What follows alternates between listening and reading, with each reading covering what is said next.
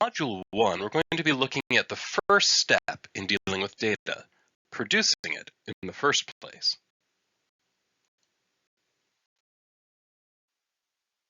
A quick overview. First, we'll distinguish between populations and samples, parameters and statistics. Then we'll touch on the ideas of error and bias, including sharing a number of things to look out for that may lead to misleading statistical work. Then we'll look at various sampling methods before turning to levels of measurement and categories of data. Finally, we'll finish with the concepts of frequency, and cumulative relative frequency.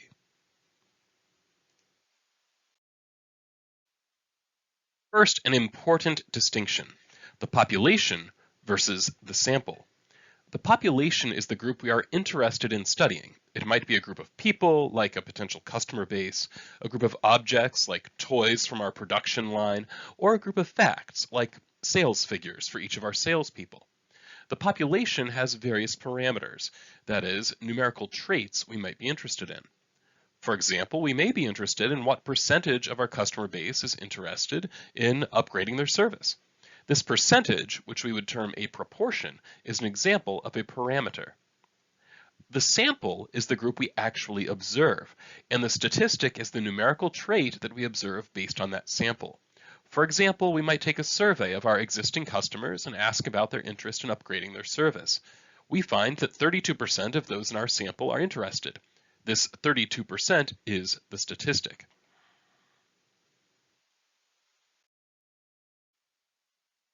Now, sometimes we can sample the entire population. For example, when I give an exam, as long as everyone takes it, I have sampled the population when it comes to their ability to answer the specific questions on that test. However, often it is either too costly to sample the population, surveys require people to administer them after all, or it's simply not feasible to sample the population. For example, we wouldn't want to run every single car through a crash test. So, except in those cases in which data is very easy to get, we tend to deal with a sample and then have to make inferences about the population we're interested in.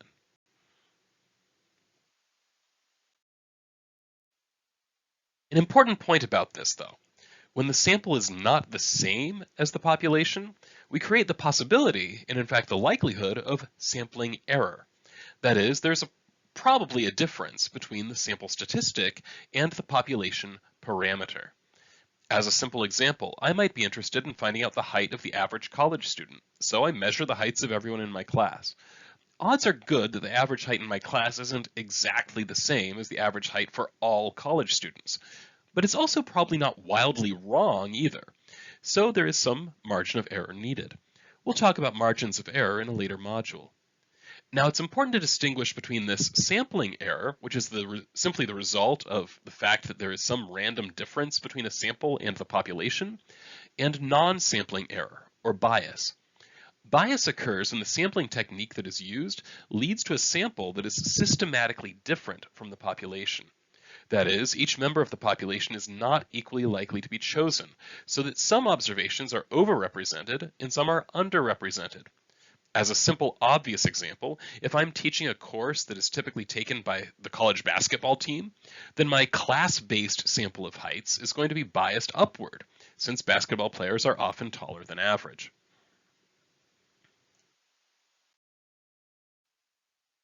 So here are some issues to look for as you look at statistical studies. First, consider the sampling techniques that are used. Is there something in them that is deliberately or accidentally going to result in a sample that may be different from the population? Second, look at sample sizes. Small sample sizes don't tell us nothing, and they're not necessarily biased. However, small samples are going to be more influenced by extreme values than large samples are, making them less reliable in telling us about a population. Third, self-selected samples. That is where those observed made an active choice to participate in the study. Online surveys are particularly prone to this issue. Often, people who choose to take a survey about a topic have different opinions than those that don't take that survey. Fourth, and similarly, non-response and refusal to participate can create biases. One example here is that self-selection and non-response often leads to excessively extreme responses in surveys. Consider restaurant reviews online, for example. People are much more likely to rate a restaurant if they had an amazing experience or an awful one than if they just had a mediocre experience. So the proportion of 3 stars out of 5 will tend to be underrepresented, while 1 star and 5-star reviews will be overrepresented.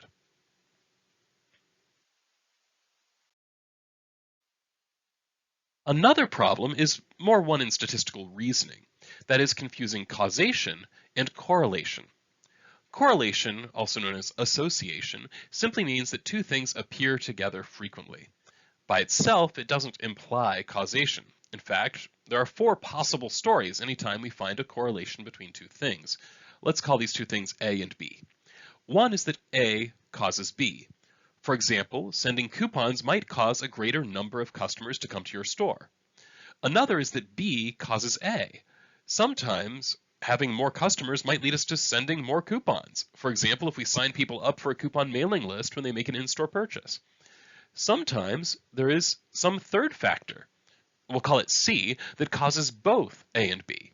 In our example, maybe it's Labor Day weekend, a significant shopping weekend that many stores send out coupons for. In this case, Labor Day led to both the coupons being sent and more people showing up at the store. Finally, sometimes it's purely a statistical accident. We call these spurious correlations. For example, there's a strong relationship between Maine's divorce rate and the per capita consumption of margarine in the US. This can be a result of what is sometimes called data mining, that is, looking through large sets of data for any connections that might possibly exist. Another issue that can arise is what we call confounding. That is, when multiple causal factors are so entangled with each other that we can't figure out which is causing a particular effect. This can happen when I analyze data about my classes. I'm often curious if doing homework and attending class is good for a student's exam performance. However, it's often the same students that show up to class consistently and do all the homework. So it's hard to tell whether it was the attendance or the homework or something else that made the difference. Another thing to look for is self-funded or self-interested studies. When people hear the term bias, they often think of this first. We think about studies by pharmaceutical companies showing how effective their drugs are, for example, and we're tempted to say that these studies are biased. Now, it is true we need to be cautious when the one who produces a study stands to benefit from a particular result of it. However, from a statistical standpoint, there's only bias if the methods that were used tended to lead to a particular result. So when we come across a self-interested study like this, we need to be particularly careful in making sure that good statistical practice was used. But we shouldn't immediately discard it as biased unless there are issues in the sampling technique. Another thing that can create bias is undue influence. That is, when the data is collected in a way that influences the response. Often political pollsters will do this. They present their own candidate neutrally, but then add negative modifiers to the opposing party's candidate. Finally, we need to be careful of misleading uses of data. There are a number of ways this can be done. One we'll look at in the next module is improperly displayed data. That is, using data visualization to make data more difficult to see rather than easier to see.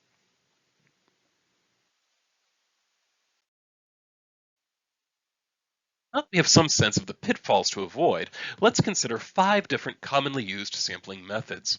4 of these we would consider random: a simple random sample, a systematic sample, a stratified sample, and a cluster sample. The last is non-random, a convenience sample. Let's look at each of these in turn.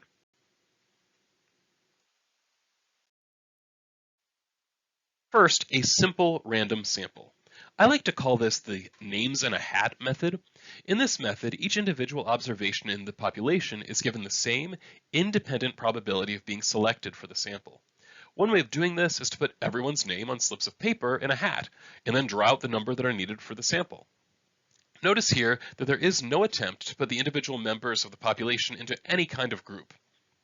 Rather, each stands individually. The benefit of this approach is that it is easy to understand. However, in some cases, it can be expensive to implement. For example, suppose I'm visiting houses in my township to administer a survey. If I use a simple random sample, then I may end up driving around quite a bit of the township and back and forth across it if I don't select addresses first and then arrange them in a reasonable driving route. A second option is a systematic sample. Here, the choice of the first sample observation is random, but each additional observation is determined systematically from that first. For example, I may randomly choose one of the first 4 houses on a street, and then survey that house and every fourth house after that. So basically, I have 4 sets of houses, number 1, 5, 9, and so on, number 2, 6, 10, and so on, number 3, 7, 11, and so on, and number 4, 8, 12, and so on. And I randomly selected one of those groups.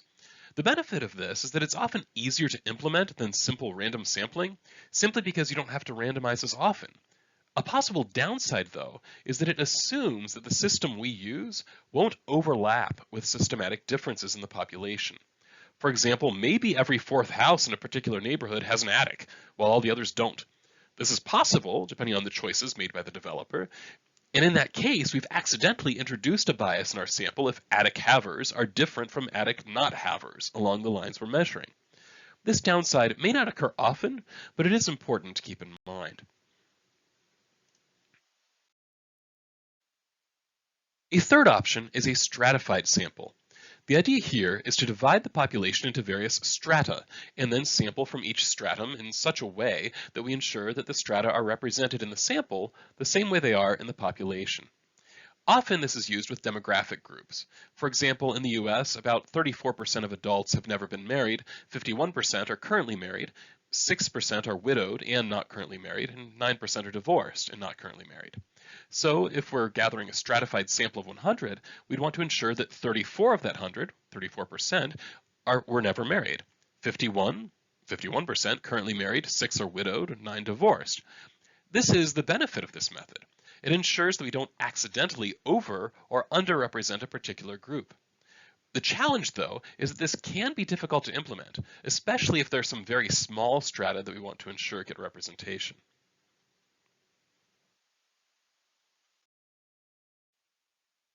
The fourth random sample option feels somewhat similar to a stratified sample, but is quite different. A cluster sample involves dividing the population into clusters. We then randomly select specific clusters to be in the sample. For example, we might divide a city into same-sized neighborhoods and then sample every household in each of 4 of those randomly chosen neighborhoods. Now note, in stratified sampling, you're ensuring that you sample from each stratum. In cluster sampling, you are sampling a small number of entire clusters and none from other clusters. The big benefit to cluster sampling is that it's relatively low cost. Thinking about systematic versus cluster sampling of a town, for example, if I sample every 4th house in the town, that involves a great deal more walking, driving, transportation than sampling just a few entire neighborhoods. The problem with cluster sampling is that if the members of a particular cluster are all similar, we can end up accidentally having an unrepresentative sample. So while in principle, accounting students and management students might have an equal likelihood of being chosen, once we randomly select an accounting class to sample, we've overrepresented that set of students. So we need to be careful to ensure that there are enough clusters and that the clusters are at least somewhat diverse internally. The last sampling method I'll mention is often researchers' favorite, a convenience sample. Convenience sampling is exactly what it sounds like. We sample based on availability.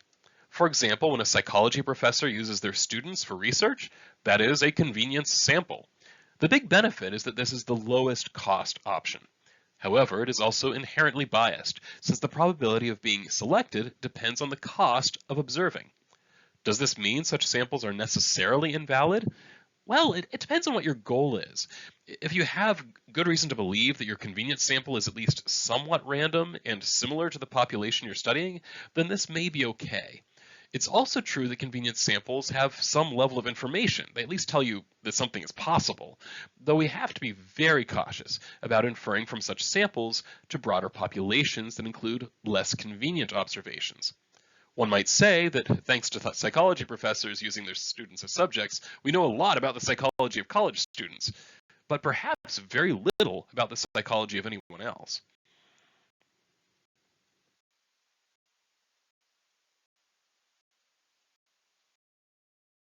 Now that we know various ways we can gather data, we can consider the types of data we might gather. We use two different categorization systems. The first is called levels of measurement. All data fits into one of these four levels. The first level is termed nominal or categorical.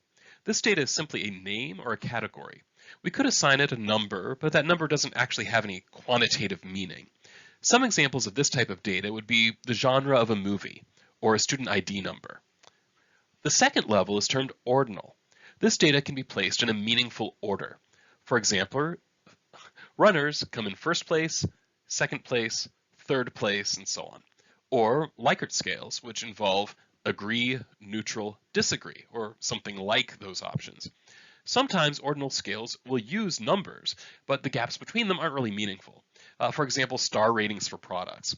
Sensibly, 5 is more than 4, which is more than 3. However, the gap between 5 stars and 4 is probably not the same as the gap between 4 and 3 in any meaningful way. Or more obviously, the gap between first place and second place in a race might be very different than the gap between second place and third place. The third level of measurement is interval measurement. Here we have numbers with meaningful gaps. The best example of this type of data is temperature scales. The difference between 10 degrees and 20 degrees is the same from a scientific perspective as the difference between 20 degrees and 30 degrees. The final level of measurement is ratio. Here, ratios are meaningful. That is, 20 is twice as big as 10 in a meaningful way. This is true for height, weight, profit. If we earn $2 million, that is twice as much as earning $1 million. One sign you're dealing with ratio data. 0 is meaningful. A weight of 0 means that you have no weight at all. Profit of 0 means that you're breaking even. We'll get more into this in a later unit, but the levels of measurement affect what statistics we can gather from our data in a valid way. For example, the mode, that is the most common value, exists in all levels of measurement, while the median, that is the middle value, only exists meaningfully for ordinal, interval, and ratio data. Since nominal data doesn't have any meaningful order, there can't be a middle value.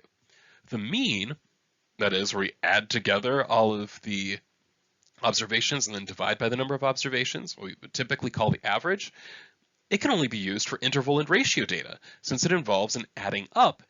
And you can't really do that with ordinal data since the ordinal data's gaps are not at all consistent.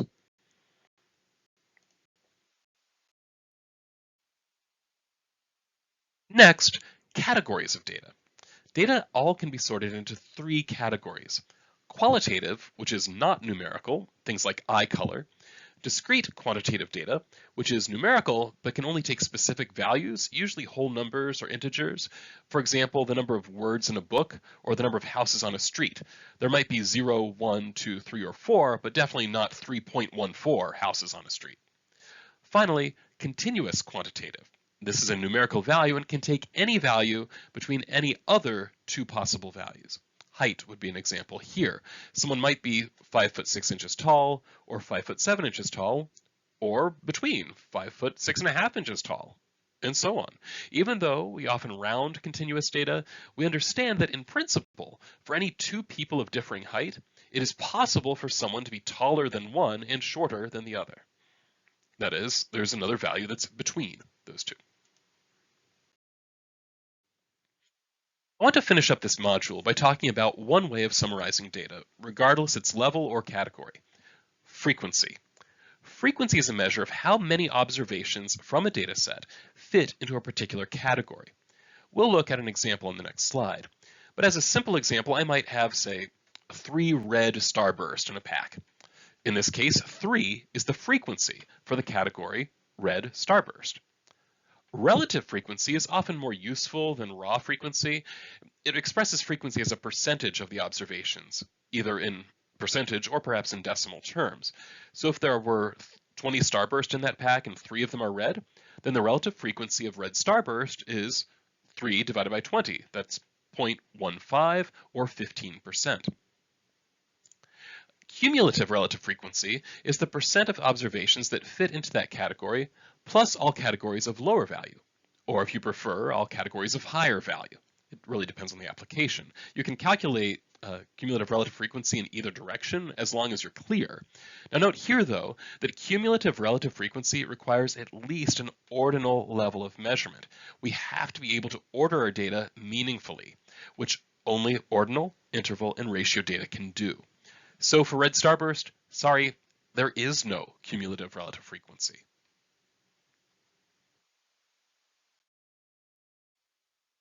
Let's look at an example. Here I have 10 random numbers from 1 to 99. What I have here is what we call a frequency table. For categorical data, we'd often have one line per category, so red, yellow, pink, and orange starburst colors would each get their own line. For quantitative data, we often use a technique called binning. That is, we create bins that include certain values. So here, 0 to 9 is the first bin, then 10 to 19, then 20 to 29, and so on. The first column shows the bins. The second column shows the frequency. For reference here, I've also included the specific data values, though that's not usually done. So here we can see, for example, that one observation falls between 0 and 9. Another one falls between 10 and 19, and 0 fall between 70 and 79. Relative frequency converts this to a percentage of the number of observations. So here we divide the frequency in each row by 10, since we have 10 observations in this case. So for example, 20% of our observations, or 0.2, would be between 30 and 39. Finally, the cumulative relative frequency shows the proportion of observations that fit into that category or any category of lower value. So for example, when you look at the 50 to 59 row and it shows 0.8 or 80%, what that means is that 80% of our observations have a value of 59 or less. Now, the decision to order this way, in this case, you can say I made the groups ascending, so 0 to 9 followed by 10 to 19, 20 to 29, and so on. It really depends on the case. This calculation of cumulative relative frequency is most useful if we want to know what proportion are below a particular value. However, we can reverse that order. So instead of making the groups ascending, we can make them descending.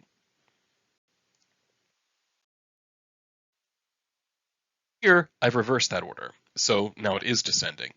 Now starting here with the high values, so 90 to 99, and working my way down 80 to 89, and so on. Now, since high values are often a good thing, this is often the way that things are actually done. So if these were test scores, for example, I could at a glance determine that 20% of my students earned a 60 or better on this test. I just look at the 60 to 69 row, cumulative relative frequency is 0.2, so 20% fit in that 60 to 69 group or a group above it. So 20% earned 60 or more. Now you can do the same with ordinal data as well. For example, surveys that have strongly agree, agree, neither agree, nor disagree, disagree, and strongly agree, those 5 options or something like that. These can be ordered in this way to make it very easy to find what percentage give an answer of, say, agree or strongly agree. You could use the cumulative relative frequency to tell that. Here I have an example of where we've seen something like what I have on the previous slides. Star ratings from Amazon.com. The bar here is just a bar graph showing the relative frequency, which is also stated as a percentage for each possible rating. Notice here they arrange them in descending order, starting with 5 stars and working its way down. Another thing to note is that Amazon does something that isn't strictly valid. They calculate an average number of stars. This is a common practice for this type of data, despite the fact that it isn't technically valid to calculate an average like this for ordinal data. However, I'll forgive them that flub at the top, since they also show us the entirety of the data in terms of its relative frequency.